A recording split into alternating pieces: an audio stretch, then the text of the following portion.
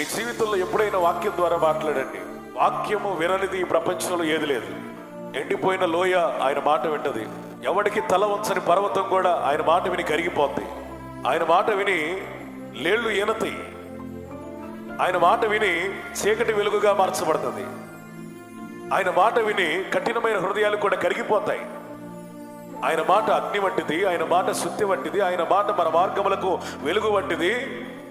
ఆయన మాట ద్వారా మనకు స్వస్థత వస్తుంది. ఆయన మాట ఒక ఔషధం. అంత మాత్రమే కదా, ఆయన మాట పాల వంటిది, ఆయన మాట బలమైన మాంసం వంటిది. ఆయన మాట విననిదంటూ ఏది లేదు. ఆయన మాటలో ఉన్న శక్తి ఏంటో తెలుసా?